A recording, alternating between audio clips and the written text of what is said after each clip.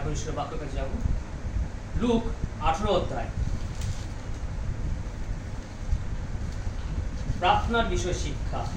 এখানে প্রভু যীশু নিজে বলছেন যে প্রার্থনার বিষয় শিক্ষা।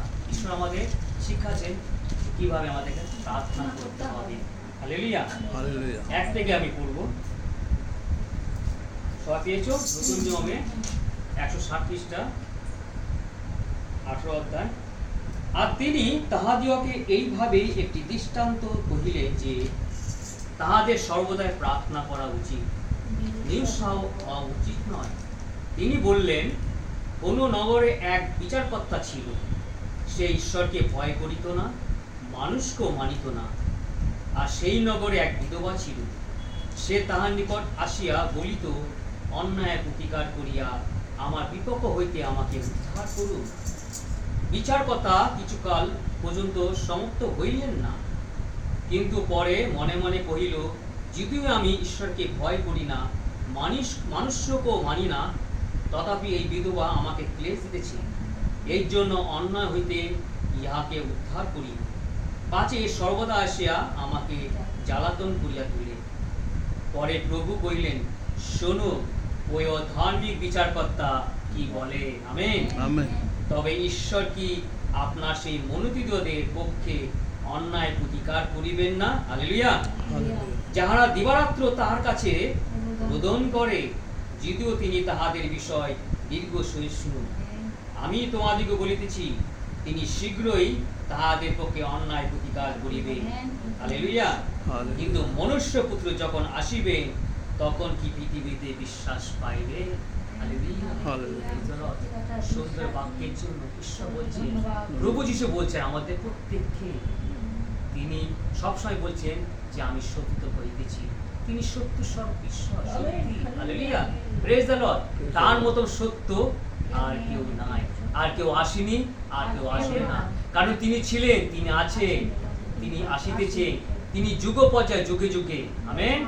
তিনি অনন্তকাল স্থায়ী। Praise the Lord.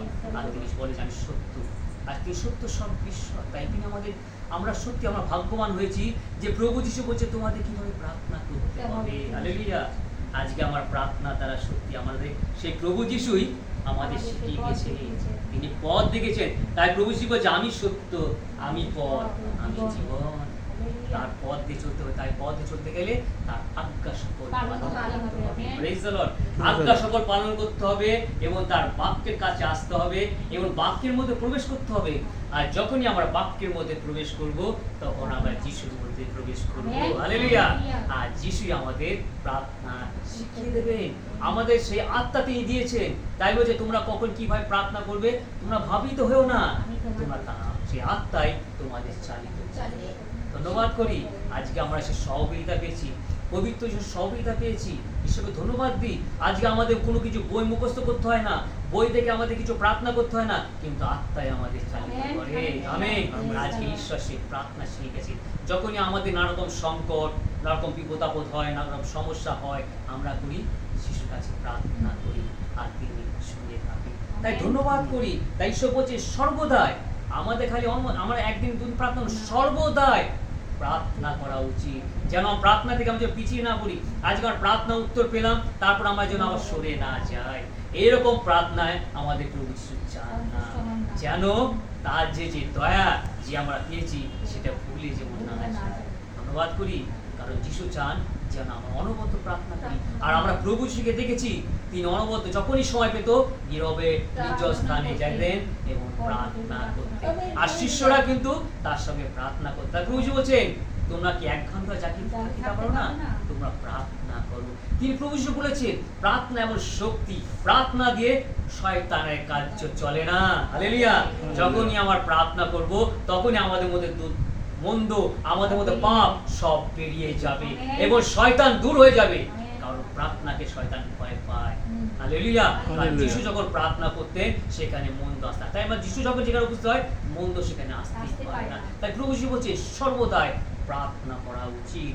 তিনি বললেন, আর তিনি বললেন একটা কি বললেন, তিনি একটা উদাহরণ দিলেন যে তিনি বললেন যে কোনো এক নগরে বিচারকর্তা ছিল, সে ঈশ্বরকে ভয় করিত না, মানুষকে মানিত না। বিচার কথা ছিল। আমরা জানি এরকম বিচার কথা কি করে, অনেক নাস্তিকরা আছে যারা উঁচু উঁচু পদে আছে, তারা কি করে, তারা ঈশ্বরকে মানে না, মানুষকে মানে না, তাদের নিজেদের ক্ষমতা বলে তারা কি করে রাজ্য সাম্রাজ্য এগুলো সব চালায়, এবং তিনি যা বলবেন সেটাই তাই হবে। তারা ঈশ্বরকে ভয় করতো না, আমি এটা বলেছি এটাই হবে, তার এই শাস্তি তো এই শাস্তি, তিনি এইভাবে বিচার করতেন।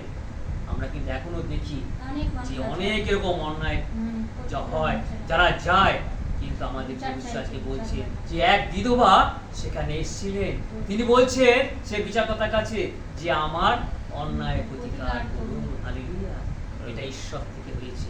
তার সে বিশ্বাস ছিল, তার মধ্যে ঈশ্বরত্ব, সেই ঈশ্বরত্ব, সেই তার মধ্যে সেই ঈশ্বর আত্মা, তার মধ্যে কথা তার মধ্যে উপস্থিত ছিল। সে গেছে যে তার বিশ্বাস ছিল, সে যে বিচারকর্তা যতই কঠোর হোক, যতই সেই ঈশ্বরকে ভয় না করুক, সে আমার বিচার সে করবে। Hallelujah.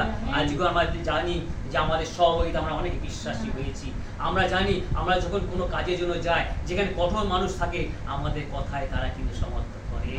Hallelujah, praise the Lord. এমন হয়ে যায় তাদের মন পরিবর্তন হয়ে যায়, আর এইটা যিশু থেকে আসে। Hallelujah, praise the Lord. যিশু থেকে না আসতো তাহলে এই ধরনের হতো। আমাদের মধ্যে এমন এক শক্তি দিয়েছে প্রভু যিশু, আলাদা একরকম শক্তি। তাই তো প্রভু যিশু বলছে আমার কাছে তোমরা আসো।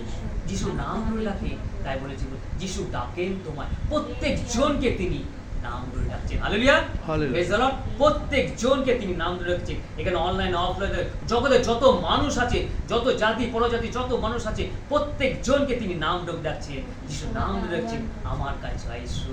হালেলুয়া, আমি তোমাদের জীবনের পথ দেখাবো। Praise the Lord. ধন্যবাদ করি। আর এই প্রার্থনা তিনি অনুগত করতে বলছেন যে আমার প্রার্থনা দ্বারা আমরা ঐশ্বরিক শক্তি লাভ করতে পারি। সে বিধবা যখন এসেছিল, আমরা যখন আমরা বিষয়ে যখন যে কাজের জন্য যাই, কিন্তু মানুষরা কিন্তু অন্যরকম ভাবে আমাদের সাথে ব্যবহার করে। Hallelujah, praise the Lord. কারণ সে বিশ্বাস ছিল, সেই বিধবার মধ্যে সে বিশ্বাস ছিল, তার মধ্যে সেই ভয় ছিল, ঈশ্বরের ভয় ছিল। আমরা যে ঈশ্বরের ভয়ে জ্ঞানে আনন্দ। হালেলুয়া। আর যখনই সে বিচারকর্তার কাছে গেছে, বিচারকর্তাকে রোজ রোজ সে বিবৃতি করতো আমার অন্যায় প্রতিকার করুন। হালেলুয়া। আর তার মনের মধ্যে দাগ কাটলো ঈশ্বর কথা বলে। Hallelujah, praise the Lord.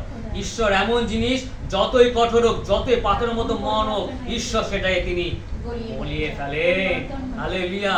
প্রস্তরময় হৃদয়কে তিনি মাংসের উপরে হৃদয় করে, একমত আমাদের প্রভু যিশু করে। হালেলুয়া। সেই কঠোর মানুষকে তিনি এমন করলেন যে বিধবার কথা তিনি সমর্থ হলেন, আর তিনি করলেন অন্যায় প্রতিকার করে, বুঝি রোজ রোজ আমাকে সে জ্বালাতন করে। Hallelujah, praise the Lord. আমি সমস্যার সমাধান করি। তাই প্রভু কি বলছেন যে দেখো, সেই কঠোর মানুষ, সে ঈশ্বরকে ভয় করতো না, সে নাস্তিক, সে যদি সুন্দর তার বিচার করতে পারে, আর আমি করতে পারি না। হালেলুয়া।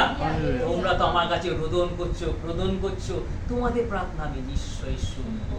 হালেলুয়া। আমি তো তোমাদের প্রার্থনা শোনার জন্য আমি উপস্থিত হয়েছি। তোমরা শুধু আমার কাছে আগিয়ে আসো আর আমাকে গ্রহণ করো, প্রভু যিশুকে গ্রহণ করো। প্রভু যিশু তার মানে বলতেছে তোমরা আমরাকে গ্রহণ করো, আর আমার তোমার প্রার্থনা যত প্রার্থনা আছে আমি উত্তর দান করব। Hallelujah, praise the Lord. আজকে আমাদের সহযোগিতা অনেক অনেক অনেক অনেক মানুষ আছে যারা বিশ্বাস করতো না, যারা জীবনে সমস্ত বলতে আমার শেষ হয়ে গেছে, তারা তখন কি করে অনেক দেব দেবীর কাছে, অনেক দেবতার কাছে যায়, লাস্টে বলি এক যিশুর কাছে যায়। হালেলুয়া।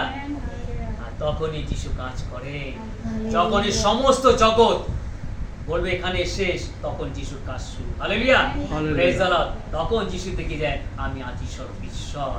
তাই ধন্যবাদ করি, তিনি একমাত্র পারেন আমাদের সকল, তিনি আমাদের সমস্ত উদ্ধার করেন, তিনি আমাদের প্রার্থনা শুনিয়া থাকেন, তিনি জীবন্ত। তাই বলছে আমি এখনো কাজ করছি, আমার পিতা এখনো কাজ করছে।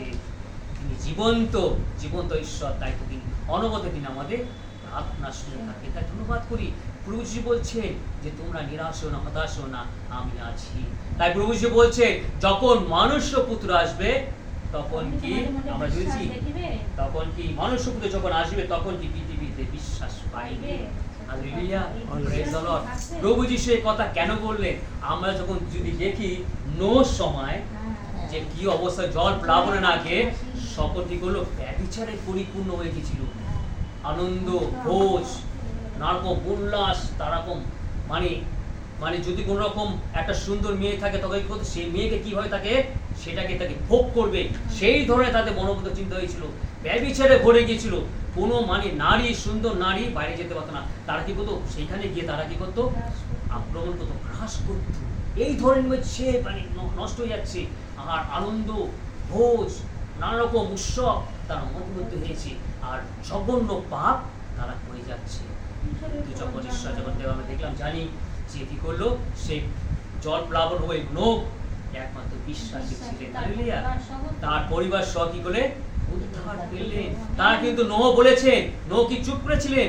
নোহ প্রচার করেছিলেন যে তোমরা মন পরিবর্তন করো, তোমরা ঈশ্বরের চরণ ফিরে আসো। আর কি বলো, তোমরা রক্ষা পাবে, উদ্ধার পাবে। ঈশ্বর অনেকবার আমাদের যেতে হবে। আমরা সেইভাবে দেখি, সদন গোমরা একইভাবে দেখি না? সদন গোমরা যখন বিনিষ্ট হচ্ছে, ধ্বংস ভঙ্গিগণতা ধ্বংস হবে, তখন কি করছিল? তখন কি সেই এই আব্রাহাম তারা কিন্তু ঈশ্বরের বাক্য প্রচার করছিলেন যে তোমার মন নাও, হালেলুয়া, প্রেজ দ্য লর্ড। আর তখন কি করে, সেই সময় কি হয়েছিল, তারা কি করতো, সে বিবাহিত করতো, পুঙ্গামি চলতো, সে তো অনবরত পুঙ্গামি, আরো জঘন্য কাজ চলতো। তারা ঘর বাড়ি থাকতে আরো ঘর বাড়ি বানাতো, গাছপালা, নতুন নতুন গাছপালা তারা সৃষ্টি করতো, এরকম করে তৈরি করতো। আর তাদের ওইভাবে তারা মধ্যে ছিল। কোনো ঈশ্বরকে তারা ভয় করতো না। ঈশ্বর কি করলো, বিনাশ করলো। যে কিন্তু সেই বিনাশ লাগে তার আব্রাহাম অনেক প্রচার করেছেন যে তোমার মন পরিবর্তন করো। আর আমরা জানি সে সময় একমাত্র দাঁড়িয়ে ছিল আব্রাহাম বলেছে, এই জায়গা কি তুমি ধ্বংস করবে? এতজন, প্রথমে আমরা জানি 50 জন, তারপরে বলছে 40 জন, তারপরে 10 জন, সেখানে কিন্তু কোনো বিশ্বাসী পাওয়া যায়নি। প্রভু যিশু বলছে সেখানে যদি একজনই বিশ্বাস থাকে, সেই জায়গা আমি ধ্বংস করবো না, হালেলুয়া। আমরা জানি যে লোট সেখানে ছিল, আর তাকে তুমি বের করে দিয়েছিলে। আর তার স্ত্রী কিন্তু তার আকর্ষণ ছিল, লোভে ছিল বলে পিছন ছিল। তাই প্রভু যিশু বলছে যে মনুষ্য পুত্র যখন আসবে, হালেলুয়া, প্রেজ দ্য লর্ড। কারণ প্রভু যিশু এটা দ্বিতীয় আগমনের কথা বলছে, হালেলুয়া। ঠিক দ্বিতীয় আগমনের আগে এরকম আমরা জানি প্রভু যিশুর নাম এখন অনবরত প্রচার হচ্ছে, কিন্তু প্রভু যিশু যে দ্বিতীয় আগমন হচ্ছে, আমরা কি প্রত্যেকজন প্রস্তুতি নিয়েছি? আমাদের হৃদয়কে সুন্দর করেছি, আমাদের মনকে সুন্দর করেছি, আমরা কি ঈশ্বরের পথে চলছি, আমরা কি তার আজ্ঞা পালন করছি, আমরা কি ধার্মিকতা জীবনযাপন করছি, একের অপরকে সহানুভূতি করছি, একের অপরকে ক্ষমা করছি, একের অপরকে আপন করে নিচ্ছি? না, আমরা পাচ্ছি না। প্রভু যিশু বলছেন আমাদের সময় দিচ্ছে সেই দ্বিতীয় আগমনের জন্য। সত্যি কিন্তু তাই বলছে, যদি সেই এই জল প্লাবন নোহর সময় যেরকম হয়েছে, সদমকরণ সময় যেমন হয়েছে, যখন যিশুর দ্বিতীয় আগমন হবে ঠিক তাই হবে। আর বিশ্বাসীরা একমাত্র বাঁচবে, হালেলুয়া। প্রভু যিশু বলছেন যে বিশ্বাসীরা যদি স্থির থাকে, তারা নিশ্চয়ই বাঁচিবে এবং তাদের প্রার্থনা শুনবে এবং শ্রবণ গ্রাহ্য করবে। তাই প্রভু আজকে বলছেন যেন আমরা যেন পবিত্র বাক্যের মধ্যে যাই, আমাদের জীবনকে সুন্দর করি, আমাদের হৃদয়কে সুন্দর করি, আমাদের মনকে সুন্দর করি, আমাদের চিন্তাকে সুন্দর করি। কারণ আমাদের প্রভু যিশু হলো সুন্দর সর্বেশ্বর, পবিত্র সর্বেশ্বর। তিনি আমাদের সেই প্রার্থনা শিখে গেছেন। আমরা যেন অনবরত প্রার্থনা করি এবং বাক্যের মধ্যে যাই, যেন সে কিন্তু আগমনের জন্য আমরা যেন প্রস্তুতি থাকতে পারি। হ্যাঁ প্রভু যিশু, আমরা প্রস্তুতি আছি। ঈশ্বর আপন বাক্যে আশীর্বাদ করুন।